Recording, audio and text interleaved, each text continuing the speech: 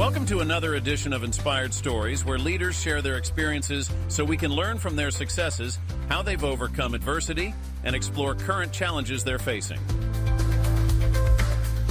Welcome to another edition of the Inspired Stories podcast, where leaders share their experiences so we can learn from their successes and be inspired by how they've overcome adversity. My name is Anthony Codispoti, and today's guest is Dina Rosenbaum, Chief Program Officer of Carroll Center for the Blind, a nonprofit agency helping individuals who are blind or visually impaired gain the skills they need to be confident, active, independent individuals. They proudly serve all ages and all stages of vision loss. Established in 1936, the Carroll Center has pioneered innovative methods for blind persons to gain independence in their homes, in class settings, and in their workplaces. New and evolving technologies combined with time-tested adaptive methods, individualized instruction, and personalized therapies developed by the Carroll Center staff have provided thousands of blind and vision-impaired persons with diverse opportunities for success and independent living. Dina has been with Carroll for over 40 years, and we will hear about how her background in special ed first led her to the Carroll Center and what has kept her there for so long. Now, before we get into all that good stuff, today's episode is brought to you by my company, Add Back Benefits Agency, where we offer very specific and unique employee benefits that are both great for your team and fiscally optimized for your bottom line. One recent client was able to add over $900 per employee per year in extra cash flow by implementing one of our proprietary programs. Results vary for each company, and some organizations may not be eligible. To find out if your company qualifies, contact us today at addbackbenefitsagency.com. Now, back to our guest today, the Chief Program Officer of Carroll Center for the Blind, Dina Rosenbaum. I appreciate you making the time to share your story today. Thank you so much for having me today, Anthony. It's a pleasure. So, Dina, tell us how you found your way from working in special education to working at the Carroll Center for the Blind. So it wasn't exactly the path that I had chosen. I loved working with children. I had studied special education at Boston University, and I was teaching at a small school with autistic children. I had a small classroom. And it was just that we were on the cusp of just the introduction of Apple IIe computers and personalized computers. And this professor from MIT came to our school and said, I'm doing research on using computers with autistic children. And she wound up picking my classroom to use my students as part of her research. So I worked with her on this project. The only thing I remember is the computer screen had what we called the turtle program, and it had like a little triangle, and the kids had to use the up and down arrow key to move the triangle around on the screen. But that was very progressive at that time, if you can think compared today. But I was fascinated by what she was doing. And so I spent a lot of time with her on her research, et cetera. And she really said to me, you should go pursue this. And I'm like, how do I do that? And it just coincidentally that Lesley University had just launched this new master's program in education technology. And so I enrolled. I left my teaching position. It was a 1 year, 12-month position. A lot of the participants were teachers in public schools that were looking to get this credential to create computer labs in their school. And I was like one of maybe two of us who had a background in special education. And every time I would bring it up to the professors, they're like, you're the expertise. You need to tell us how to use this stuff. And along with the Apple IIe, a company had launched a speech synthesizer called the Echo, which was a card that went in the Apple IIe. It was a great program. I learned a lot. And now I was figuring out, okay, what do I do next? And most of my colleagues were going back to their school systems and launching these computer programs, teaching kids how to use computers. And I had a girlfriend who got a part-time position at the Museum of Science in Boston, which had just launched their computer program as part of the museum. And a flyer came in one day that the Carroll Center for the Blind was looking for a director of their computer training program. So my girlfriend called me and said, I think you should apply. And go, what's the Carroll Center? I know nothing about blindness. She said, you should apply. So you have a background in special education. I said, I learned nothing about vision loss. I learned how to sign, and that was about it. So I did. And the president at the time, Rachel Rosenbaum, no relationship. I was not a Rosenbaum at that time, interviewed me and offered me the position. They had just launched a 3-year federally funded program to create a training program to teach blind people how to use computers with speech programs and large print programs. And this is back in the 80s.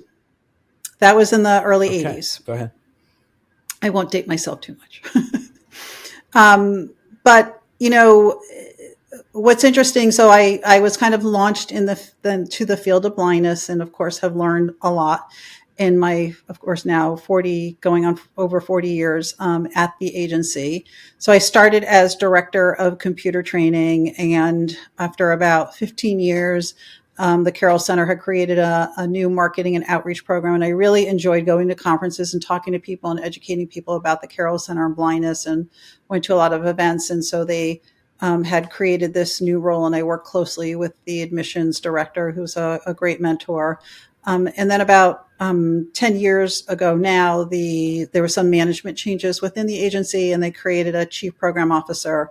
So I oversee all the programs and services that we deliver to individuals who are blind. So I have a team of managers who run programs, and then they have staff below them. But I really have to credit that encounter with Rachel Rosenbaum. So here I am, a 20-something, got this master's degree, a couple of years of teaching behind me, and I come in, and I think she offered me the job, and I walked away and said, "Oh, I'll be here, 6 months." She said, "Oh, she'll be here a year." And here I am, 40 years later.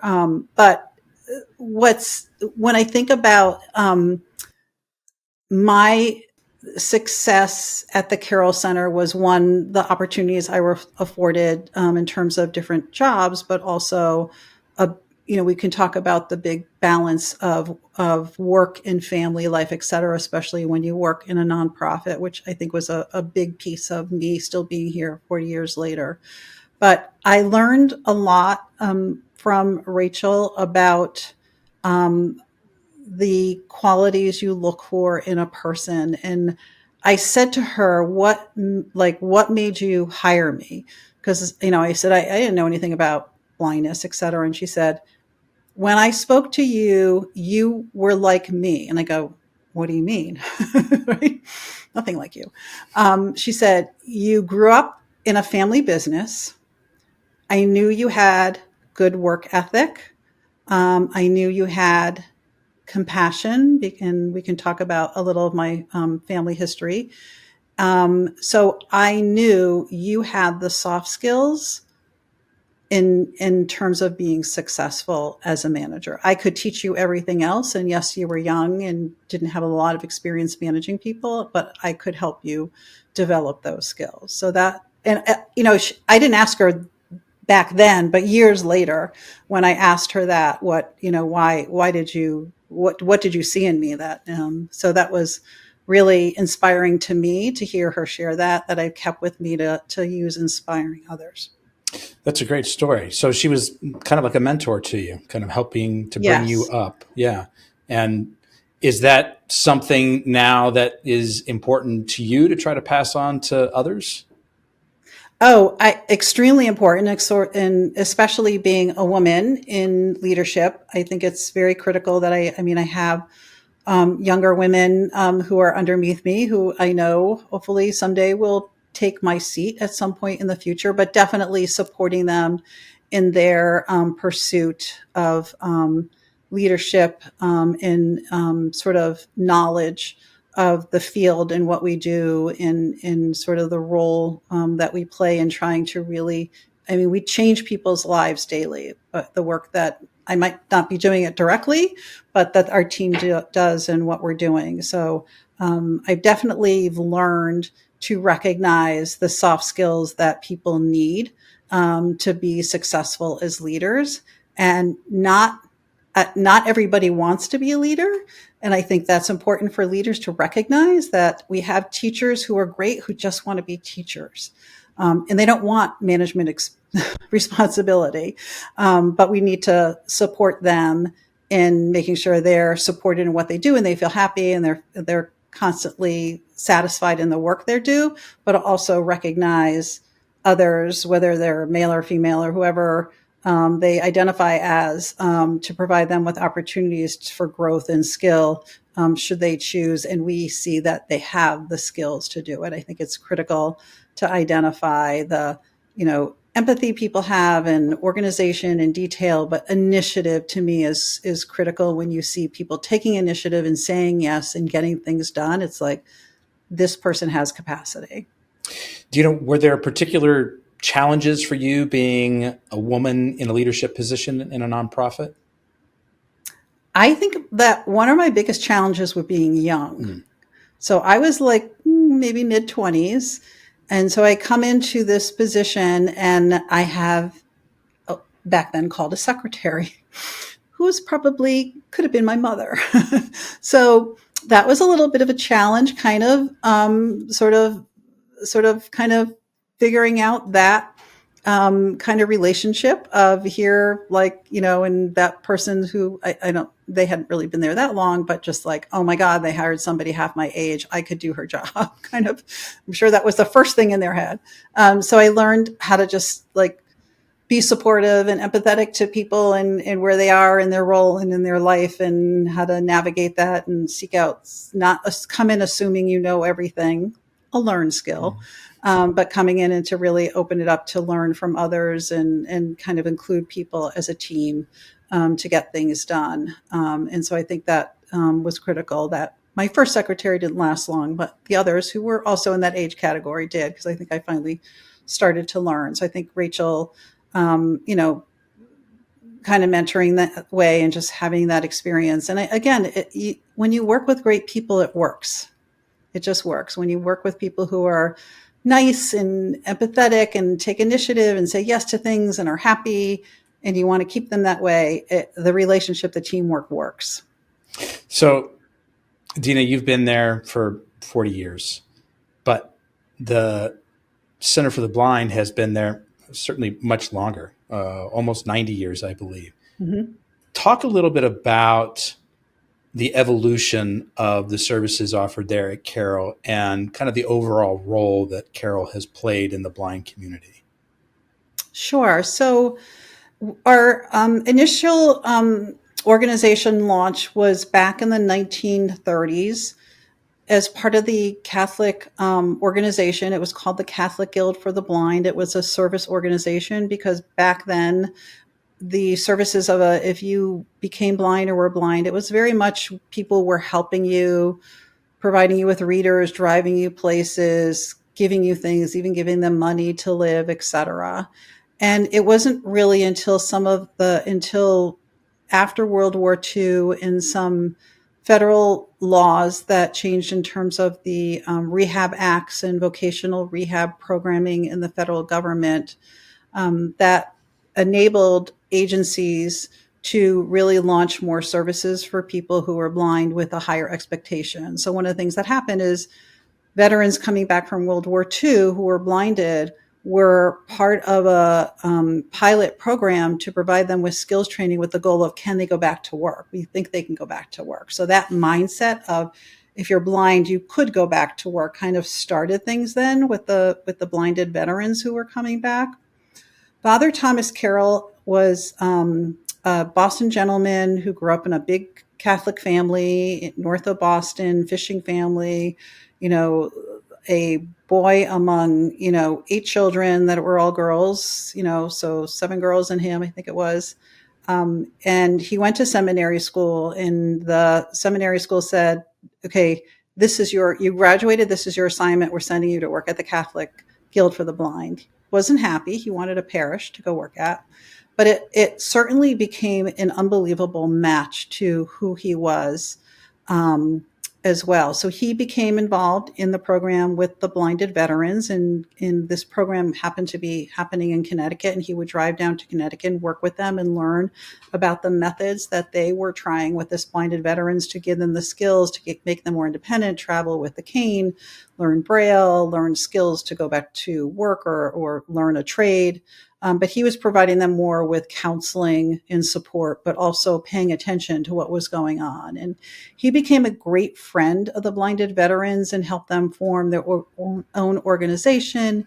He presented at their convention. There's still a Father Carroll luncheon in his memory at the Blind Veterans Association convention every year, where he's memorialized and talked about.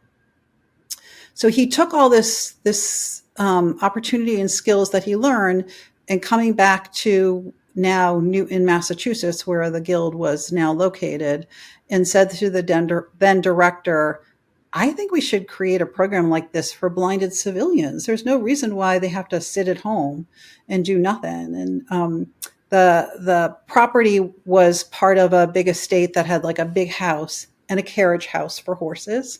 So the director's like, well, you can take the barn and create a program in the barn.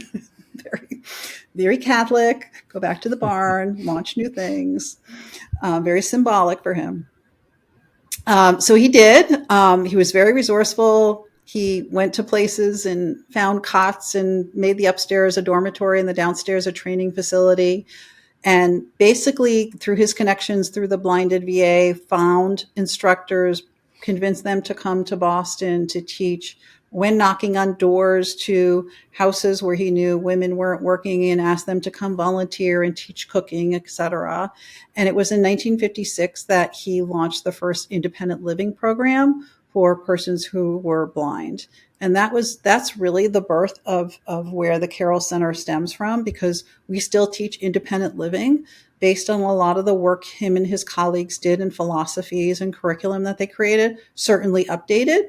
We're teaching technology, we're teaching how to use cell phones, we're teaching the latest appliances with our individuals. But the basis of the premise that he put together in terms of what people needed to learn, not just skills, but sort of the non kind of skill set, like adjusting to your vision loss, and what does that mean, and how does that affect your role in the family, and how do you function in a group of people that you can't see, and how do you use your other senses to help you when you navigate in the outside world. All those kind of techniques are still part of the curriculum that we run.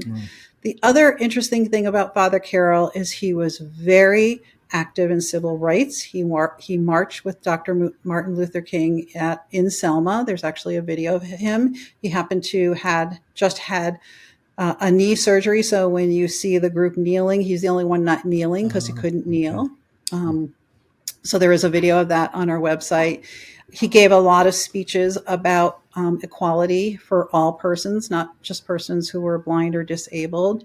He spent a lot of time in Washington getting funding for programs, for professional programs. So he really helped launch the first professional, what we call paraprofessional program for individuals to become instructors to teach orientation and mobility, which is travel, teaching blind people how to travel with a cane. And he was very connected, very smart, very cunning. There's a couple of stories about him, how he was trying to convince Boston College to take on this program, and had been going to Washington to try to get funding, and Boston College wasn't sure that they wanted to do it, and they kept putting him off. And finally he said, there's a very prominent college in Boston that is very interested, and I need your decision by Friday, and I have your funding. And if you don't want it, IKEA, Harvard wants it. He had never talked to anybody at Harvard. So Boston College took the bait. And they said, okay, we'll take the program. So he's just that kind of personality that really launched things. And he gave a lot of lectures. He wrote a book about blindness, what it is, what it does, how to live with it. It's been translated in like 20 languages. It's still used at a lot of universities, even if it's very dated. Unfortunately, he died in 1971 unexpectedly, and the Guild for the Blind, even before he died, was already in the process of becoming an independent nonprofit. So after he died, it separated with the church, became an independent nonprofit with a board, and they renamed it in his memory the Carroll Center for the Blind. That's how we kind of got to where we are today. it had a few directors. Rachel Rosenbaum came in a few years after Father Carroll died and took over the agency and really launched it further on its path to being a national center or international center in a way, and really pulled in the finances, expanded programs so that we had a low vision department. We had a research department. At one time, we had an international program. She added educational services to the agency, got funding to launch a technology program for where she hired me to run at the onset. And then she retired. And we've had some great presidents, including Greg Donnelly, who's our current president. So that's sort of that's helpful. Our path of history. That's helpful to hear that history. I'm looking at your website here, which, by the way, for folks listening, is carroll.org, CARROLL.org. And I see a lot of different services here. And before I ask you to kind of, bullet point what they are, I'm going to ask what may sound like a very basic question, but is there a formal definition for blind? Is there some kind of a threshold? Is it a sliding scale? How's that work? So there is. There is what we called a definition of legal blindness, which very simply is that your corrected vision is 2200 or worse. There are also some other field restrictions and other things that doctors can use, but you're wearing glasses. So if you told me your vision was 20 over 300 or 20 over 250 or some number, because it's not an exact when you read an eye chart, and you couldn't wear glasses, they didn't help, then you could be considered legally blind, even though you probably still have some usable vision. You could probably see quite a bit. But that's the number that the states use to declare somebody legally blind, or the doctors use to declare you legally blind, that states require in order for you to have or get a driver's license. So if you meet that eligibility, in most states, they are required by state law to report you to the Agency for the Blind, which in turn reports your name to the Department of Motor Vehicles, and they pull your license. Okay. But there's a lot of gray area in that, because sometimes people are in treatment for their vision loss, so they might not get declared legally blind right away, because the doctor might be working on treatments or injections or other methods that could restore some of your vision. And I always say blindness doesn't discriminate. It affects people of all ages, all economic status, etc. In my 40 years, I still am surprised that every month I hear about some condition that I never heard of before. So certainly it's a very small field. There's only about 1.2 million people in the United States who are legally blind.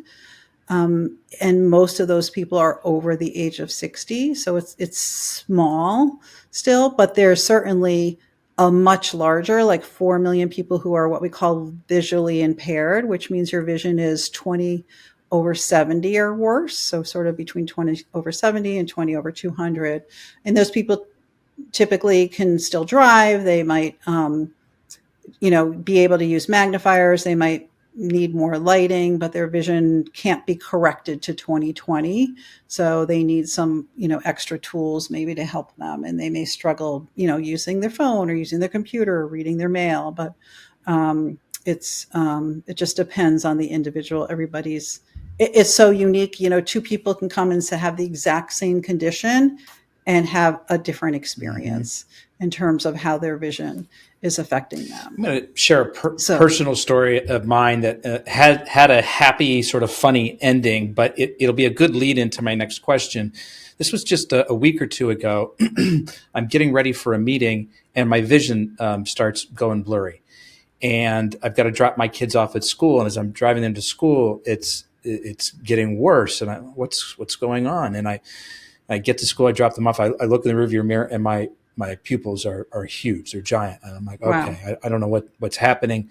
I had a series of meetings that morning. I'm having trouble functioning because I can't focus on the screen. I can't, focus on the projector. I'm having trouble finding the mouse. And I'm like, in between meetings, I'm calling my eye doctor. I'm like, I got to get in today. I don't know what's happening.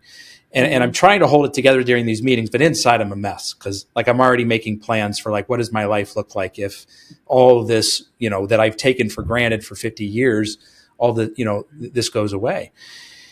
The funny sort of happy ending to my story was that I had mistakenly put my kid's prescription eye drops in my eyes instead of my just typical re-wetting. And it's a diluted version of what causes your eyes to dilate at the eye doctors. Right. So by the end of the day, my vision was back to normal. But having gone through this very brief moment in time where I thought, I don't know what's happening, I'm terrified of what the outcome is, it made me realize that I have to assume a great deal of the work that is being done at Carroll has to do with sort of the emotional acceptance and the mental health aspect of coming to terms with this new reality for folks. Am I right? You're absolutely right. I mean, and that's really where it was groundbreaking in what Father Carroll talked about in his book is all the losses that come with your loss of vision. Because you're sitting there going, oh my God, how am I going to drive home? Oh my God, how am I going to get through this meeting? Oh my God, how am I going to pick up my kids? So it affects so many parts of your life that it just puts you in crisis mode. And now you say, now what? And we talk about things like your role in your family. I was the mother. I took care of the kids. I prepared the meals. I planned all our activities. I drove the kids and picked them up from school. Now you can't do that. So how do you, you can sit with your partner, and hopefully if you have a partner, you have that support to kind of change your role, and you kind of maybe switch responsibilities or figure out a way to do that. But it's also, it's emotionally effective that you don't have that ability to do that. You don't have that independence, and just to acknowledge and accept the change that you have to make that change. It affects your relationships with friends or colleagues that, you can't just, get in the car and go meet them for a walk or out to dinner or go play bridge or tennis or whatever it was that you did as part of your social life. And so what do you do now? How do you keep those friends? Or, a critical component of coming to the Carroll Center is meeting other persons who are blind, because you need that group of individuals that you can share and talk to about blindness related things that you're not going to be able to share with your sighted friends and family. Employment is a big piece of what people do, and people assume their vision changes or they lose their vision, they can't work anymore. And that might not be true. So I think it's a first, knee reaction to jerk reaction to say, I can't see, I can't work. Instead of saying, you know what, let's take a pause and let's get you more independent and get you skilled and get you emotionally ready. And then figure out whether you can go back to your job. And does that make sense? And for some people, it's like, I don't want to go back to that job. Maybe that's not really, your passion anymore. So I think the adjustment is really figuring out what you're adjusting to this new world, but having a play in how it gets formed and played out, and not taking a back seat to it. So I think a lot of what we do is talk about empowering people and self-advocacy. But in order to do that, they have to learn and feel that they're empowered and they can do things. And it's risk taking. I'm not a risk taker, and I applaud these people who can come and take these risks, because it's going out, it's going to places. You have a cane, you feel you're a target, you're going to places a different way or new places. But I feel that each step people take just makes them stronger, and they become more confident that they can do things. So there's a lot of, we talk about a lot of losses that people have to go through. And when we have people come to the Carroll Center for an intensive independent living vision rehabilitation program, we acknowledge that they need to be ready for it. So if you lost your vision yesterday, you're not ready to come tomorrow for a program. You have to explore all the options for any medical treatment that could take months, sometimes years. You have to be in a place to recognize that maybe this won't be your vision for the rest of your life. Maybe there will be a cure or a treatment in your future, and we hope there is, but you still have to get up today and function. And that's what we're really here for. And we try to communicate today. We're not, this is not necessarily the end of the road to say, I'm never going to see again. This is just get your life back on track. Get yourself back in the world of living and functioning. And so let's show you how to pour yourself a cup of coffee, make yourself a meal, make your children a meal, go grocery shopping. That might not be getting in your car and going, but maybe it's ordering it and having it delivered, or, having another family member pick it up, but you certainly go online and order it yourself. So maybe you're not going to make Thanksgiving dinner the way you used to, and you'll order the food or you'll have other people bring it, but you certainly could host it. So it's just finding ways to do things differently. And a lot of the techniques that we teach are actually very low tech. I mean, we just did a presentation, and our top 3 low tech items for that most people can use, whether you have vision or not, are rubber bands, chopsticks, and trays. So rubber bands. So if you want to easily identify something, you like a medicine in your medicine cabinet, or a shampoo or conditioner in your shower, put a rubber band on it. If you wake up in the middle of the night and need to find that Advil or Tylenol, put a rubber band on it, and it's right there in front of you. You don't have to keep looking at all the labels, for people even with vision, but how easier it makes it. Same thing in the shower. Can't wear your glasses? Can't see that well? Okay, I know the rubber band is on the conditioner or the shampoo. In trays, doing everything over a tray, from putting a cutting board in a tray to counting or taking your medicine over a tray, because anything that falls on the tray, and you're not on your hands and knees trying to look for it on the floor.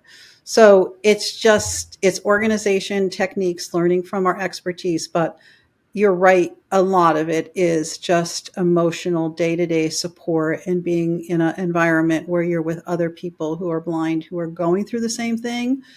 And one of the great things that happens at the Carroll Center is we have rolling admissions. So we have people who come in every 2 weeks. So you could start on Monday and be here with people who are starting with you on Monday, to people who started a month ago, or people who've been here for 3 months. And they now become your mentors, those people who've been here for a while, to say, yes, when I first started, this is what I went through. Yes, let me help you learn how to use that phone. To me, the best training that happens at the Carroll Center happens after 5 p.m., after the staff leave.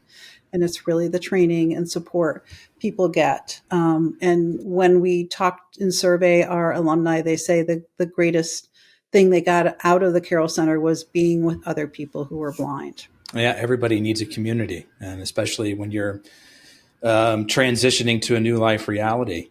There's something you said, Dina, that surprised me, was that, right, as I was sort of going through a few hours of oh no, what does this mean? It was right, I won't be able to work. And you're like, well, that's not necessarily always the case. So I have to imagine I have that misconception. There's probably lots of other misconceptions around blindness. What are some of the more common ones? So I pretty much tell people, okay, so you can't drive. So if your job was driving a truck, that's not something you can go back to, or if you were a pilot or something, that's going to be pretty difficult. But certainly there's a lot of people can go back to the work they were doing. You may have to carve out some of your job because maybe there are a few things you can't do anymore, or just way too time consuming or difficult to do. But I mean, I have worked with people who were pharmacists who went back to their job. I have a woman who's a speech and language therapist in a public school who works with autistic children, and she's totally blind, and she went back to her job. And a simple technique is she walks to the kids' classroom. She gives them a thing of bells. She walks with them to her office. She's like, shake those bells. So she knows they're with her. They get to the classroom. She's adapted a lot of the materials she used to be tactile. She uses the computer. But her employer was very supportive of this environment and wanted her back. We've worked with doctors who, necessarily they might not go in and do surgery, but they were able to keep their practice for a while or make modifications so they continue to see patients or do some of their work that they were doing. We have a wood shop at the Carroll Center where we teach people how to use tools, saws, etc. And I have a lot of gentlemen who worked or females who worked in construction or like, I can't do that again. We're like, actually you can, but maybe you're not going to go back to the construction site, but maybe I had a gentleman go work at Home Depot and get a job because he certainly had all the knowledge. So you go into Home Depot and he could tell you how to fix anything or make anything. So it's just kind of rethinking your job or thinking about what you liked at your job. Or what you like to do. Because not everybody, we have lots of people say, I don't want to do what I did before. I want to do something else. I worked in a bank. I was VP at a bank. I don't want to do that anymore. So I want to give back. I want to work with people. So I had a gentleman who was a VP at a bank, lost his vision, and he came to the Carroll Center. We got an internship. He worked in the field of disability and accessibility, and he loved it. But he had, great customer service skills, great people skills, great organization skills. So you just kind of, like any of us, take the skill set that you're good at and kind of reimagine what that's like. But you do need confidence that you can go back to work. And for some people, that might be starting off small by volunteering somewhere, volunteering in your community, just to kind of get your sea legs to go back out there and just have the confidence to be out in the public or be out in an environment and do something. And so for some people, it takes time. So we've kind of touched on some of the services that you guys offer, and I'm sure we could probably do an entire interview just on kind of talking through what those services are, but maybe kind of give me the Reader's Digest condensed version of what it is that you guys are able to provide for folks. Sure. So we talked a lot about what we call our independent living or vision rehab program for adults, which is helping people who lose vision as adults get the skills to go back to work. And that is a big signature program that happens at the Carroll Center. We are a residential facility, so we do get people who come from all over to attend the program.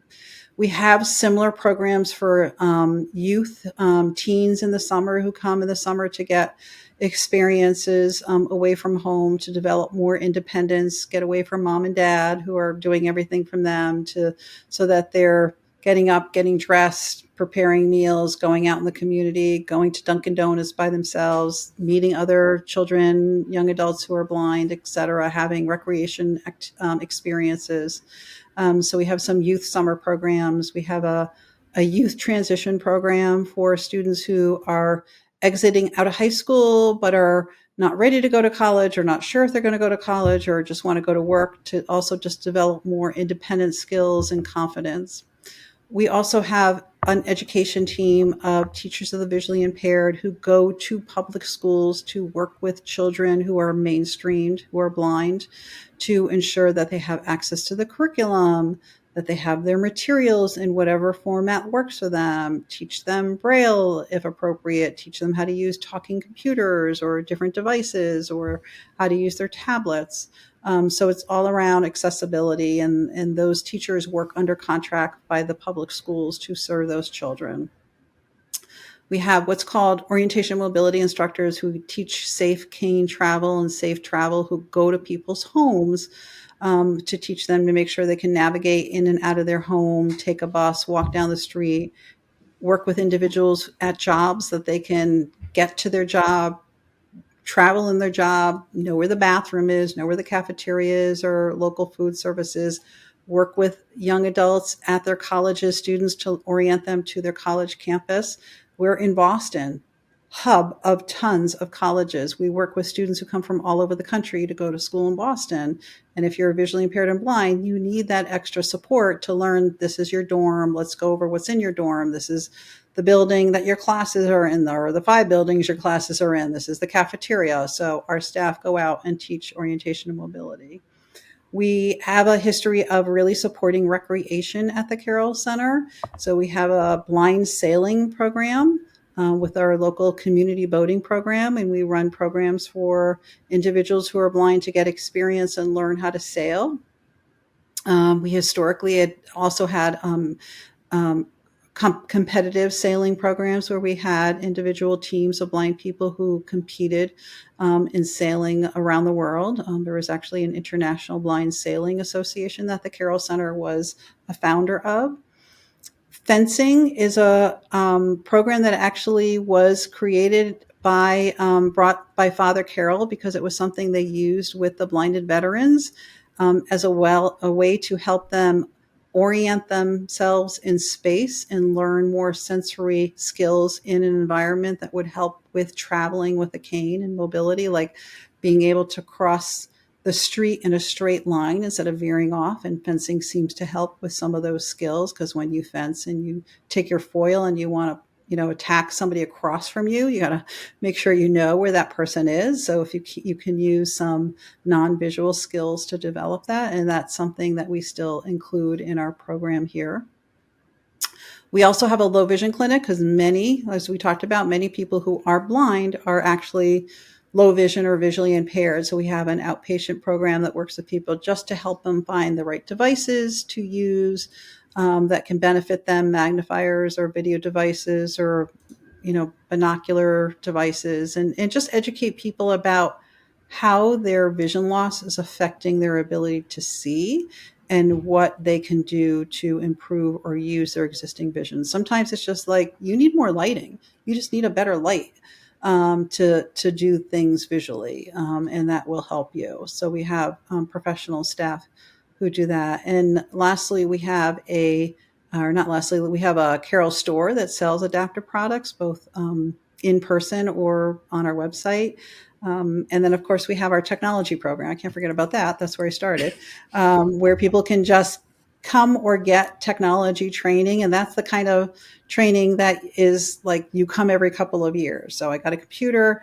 I need to use my speech program to use with Word, or my email or web browsing, or I need to learn how to use Excel. And now, 3 to 5 years later, everything's upgraded, new. Microsoft Office is new. The Windows browser I'm using is new. My speech is new. I need to get an update of skills. So we have a lot of people who come for basic training to advanced training. We also run a lot of employment programs to help people get more skills to go back to work. So we have an accessibility training program for people to get more skills to work in digital accessibility. It's a attractive field for people who are blind, because a lot of companies want blind people to test their websites or test their PDFs or their products, et cetera. Okay. So as a way for them to get employed and of high interest. And we use a lot of, we look at a lot of industries as well. Like right now we're looking at the restaurant industry, and not so much, people say restaurant industry, which is like, okay, we're not talking about necessarily a blind person getting a job as a waiter, but in a commissary preparing food or doing prep work or working as in part of a college cafeteria. I have individuals who are blind who work in elementary school cafeterias or or food halls, et cetera. So there's you have to think beyond the norm and what individuals can do. And sometimes it's like carving out jobs for individuals to do. Certainly, a person who's totally blind might not be able to do a cash register at CVS, but can they stock shelves and open boxes and put pricing on things? Absolutely. So again, thinking about, this different jobs that are done by different people within a company or place, and how a blind person could do those. Dina, I want to ask a self-serving question, kind of put you on the spot for a moment. My grandmother, who passed away several years ago, suffered from macular degeneration. And so the last years of her life were really frustrating for her, as she had, pretty close to no vision by the time she passed away. And so that's, there's a heredity component to that. And so it's something I'm always sort of in the back of my mind, like, is this something that's going to affect me? I go to my eye doctor for an exam every year. They're aware of it. They check me out. Is there anything else outside of that? And this might not be your area of expertise, but anything else that I should be doing, thinking about, looking into? Yeah, we try not to give medical advice, but I mean, I think it's relative to, when you have a genetic predisposition for some type of disease, is keeping healthy in general. So I think, they know that sometimes, making sure you have proper nutrients like vitamin A or vitamin C help, but there's no guarantee for anything. I think the best thing you can do is making sure you're seeing the eye care professional on a routine basis, like going to the eye doctor every year. And if they say come twice a year, you go twice a year. So I think that's really the critical part, because there are definitely ways to halt the progression of vision loss and macular degeneration or other conditions. And a lot of the therapies that the pharmaceutical companies are coming out with are not so much to focus on, reversing or curing eye diseases, because that's really difficult to do in a short term, but really just halting progression. And so we do work with a lot of those companies to educate and help with studies to really, halt any progression of loss. So I think that's the critical, is early detection, and to do anything you can to prevent the progression of the eye condition, so it doesn't get as bad as quickly. So that, to me, the critical thing is getting eye care attention as routinely as possible. And you mentioned your grandmother, and I think seniors, people as they age look at two things they think that are part of normal aging: hearing loss and vision loss. Oh, I'm older. Of course, my eyes are not as good. My hearing is not as good. But that's not really true. So you really, when you identify some change in your vision, or where you start to notice you're gravitating to the window to read your mail because you need more lighting, these are all signs that you should be getting some, treatment, or working with an eye care professional.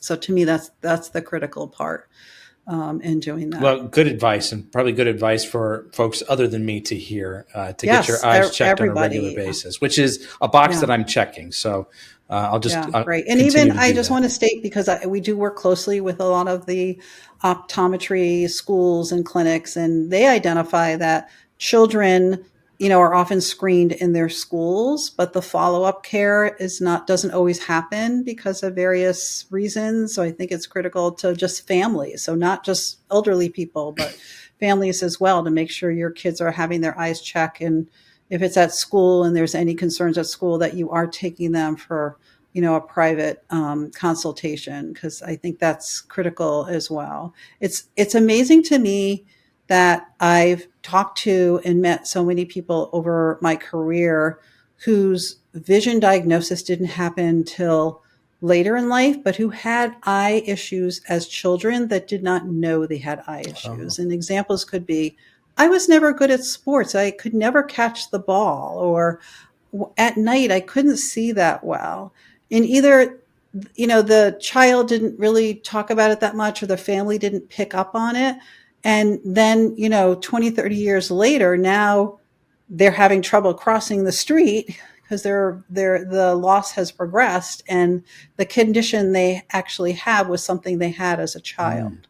So it's interesting to me how many people like that kind of fall through the cracks. That's just like amazing to me, that And to that hear these individual stories. wouldn't have known that there was something wrong Right. necessarily. It's just like, oh, this Right. is sort of what the world looks like to Yeah. And when I everybody. hear somebody like, oh, I was terrible at sports. I never Mm. played baseball or basketball. I couldn't catch the ball. I couldn't make a basket.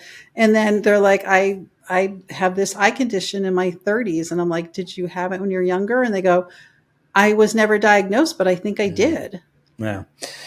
Dina, there were a couple of things that we talked about a little bit earlier that you mentioned wanting to come back to. Sort of this idea of work-life balance, and a little bit about your family history. What did you want to say about those things? So, a lot of people ask me, how is it that I lasted at the Carroll Center so Hmm. long? I think the sort of generation today, and the youth in my kids today, are, hopping jobs every 5 years, and, you know, our parents more were in the, you worked for one company and you retired and got a pension and a gold watch or whatever. So I always have to answer that question and think about it. And I always think about that I stayed at the Carroll Center because of that work-life balance. So the opportunity to have different roles was one, but the fact that I actually went part-time when I had children, and then I came back full-time when it worked for me, and I felt very supportive in that environment. I think working in a nonprofit, you feel more supportive and it feels more family-like than sometimes corporate America, et cetera. But sometimes I do that. I wonder if kind of thing. What if I didn't stay? What if I went somewhere else? But it certainly worked for me and my family, and my husband has his own business, so it kind of worked for our family situation. But I think my sort of um, road to work in helping people really um, stems from my parents. My parents were Holocaust survivors, and sort of helping people. My mother was a very loving person, even though she was she was hidden during the Holocaust, but she lost her whole family and what she went through, and she came out still loving and but in giving back to people, and in until not too long before she died, she was always sending money and packages to the people who hit her and their descendants, their children, grandchildren. We still have that close relationship, so that caring for other people. And I think the just mentality of taking initiative and getting things done was really also from my father. But, also I think back to, they're separate from the Holocaust, that these people born in their 20s, and you didn't have a refrigerator, you horse and buggy, and when they in their 90s they were using cell phones, right? And so how different that 90 years of their lives were in terms of all the developments and stuff. But my father was very much a inclusive. Everybody did everything together. It didn't matter if you were girl or boy. We mowed the lawn, we raked the leaves, we washed the cars. If the vacuum cleaner was broken, we were helping him fix it. It was the generation where you didn't throw things out, you fixed them. But every children helped fix things. We weren't excluded. I did everything my brother did. So definitely that mentality of equality was there, but good work ethic. But I think just, empathy for others who, might not have all the resources that they need, in helping other people, I think really came from them, and especially my mother. I appreciate you sharing that. Your parents obviously had their own set of intense challenges to overcome from when they were younger. I'm kind of curious to maybe hear about a particular challenge, either personal or professional, that you've overcome, and maybe what that looked like and some of the lessons that you learned coming out the other side. So my mother taught me something that I kind of live every day, and other people comment to me on it, and especially when I've had challenging employees, that I don't get riled by things, because my mother's perspective when I was a little girl and I would come home crying or be upset something, her mantra was always, there are worse things in the world, right? That was her perspective, right? And that's how I was raised. And so I'm working with people and I really can just say, okay, we can get through this. We can work through this. Because in my head, there are worse things in the world. Like, this is not the worst thing to happen. So I feel like anything that might have derailed other people, I lost a child in birth. We all have had, like, death in our families or challenges. I've been able to get through things because you just, like, you have to, you have to take the time to get through them. But I also know I have that mantra in my head seeing my mother lose all her children, thinking about my mother who had to bury her brother who got shot on the side of a road, or, I just think of those horrible things that they went through and just go, okay, that just puts everything in perspective. So, I feel like the challenges that you have is also important to have people around you to really go through the challenges, not doing anything alone. I feel the Carroll Center has always been that family of we will get through it. I've surrounded myself with family and friends of we will help you through it and get through it. And so I think that's critical. You can't, so what's the sage? You can't do anything alone. It takes a village. So I think to me, that's really how living my life in both professionally and personally is just surround yourself with people who can support you and who will be there for you, because I'm there for them as well, because I recognize that you really want to give and take. I agree. So, I think the safe connection with people is probably the single greatest healing power that exists. right. And I think, the other thing is family is critical. And I now have, I have a married child, I have a grandchild, but I'm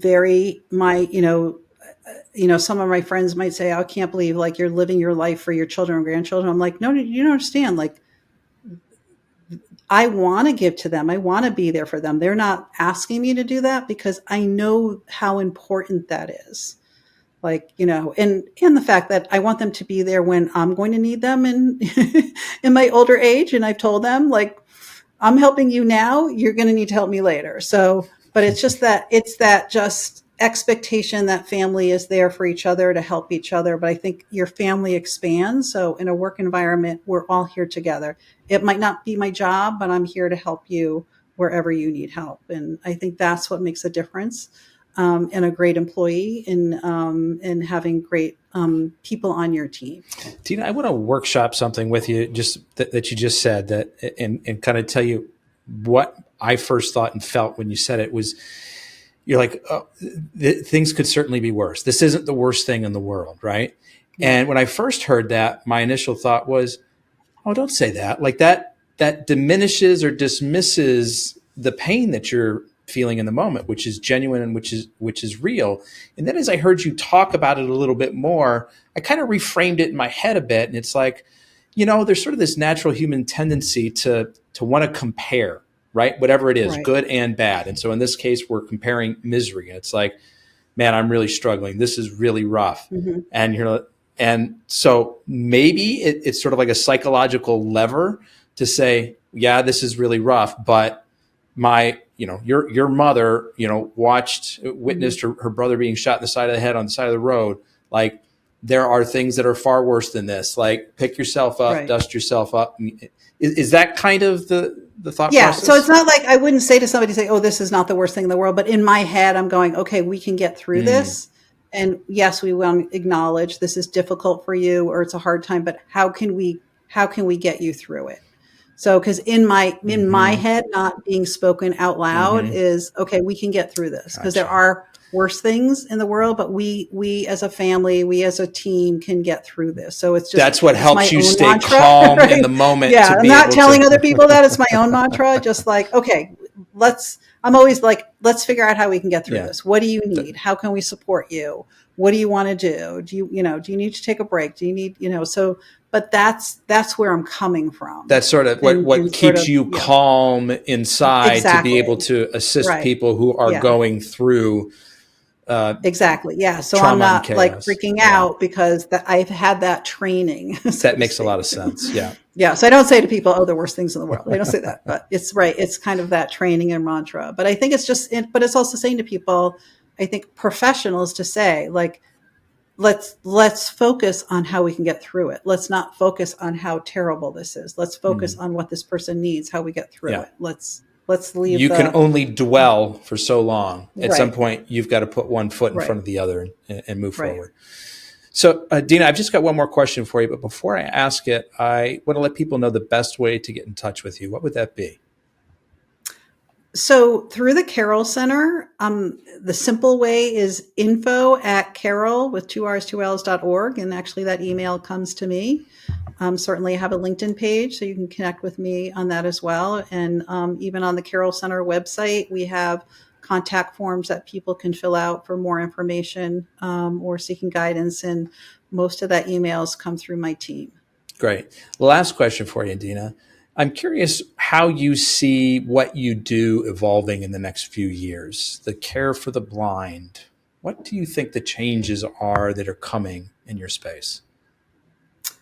So it's still surprising to me that we still see so many people with vision loss that cannot be restored. It's and even new genetic disorders, et cetera, that are being identified with individuals. So that's surprising to me. But we certainly are seeing a lot of great technology that is helping people. Certainly the use of AI, meta glasses that incorporate our devices or glasses that use artificial intelligence are a big assistance to people who are visually impaired now having access to artificial intelligence that can read things or see things or answer questions for them.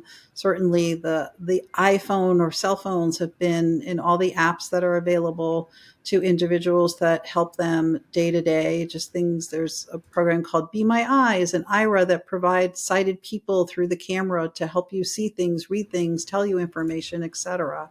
Are all great opportunities for people. Uber has been game changing for blind people because now it's their independence is back in travel. Set up an Uber account, order it in 5 minutes, it's there. No longer do they have to arrange for days in advance or a week for a friend or a volunteer to drive them. Or we have a paratransit, but again, you have to book it up 24 hours in advance and it comes 2 hours early. And so that has been, and I think even driverless cars. I was in Austin, Texas last weekend, and I'm seeing these driverless cars all over the place. It was amazing and scary at the same time. I'm like, we're getting close to the Jetson age. So I think all those advances are great, but you still need basic skills.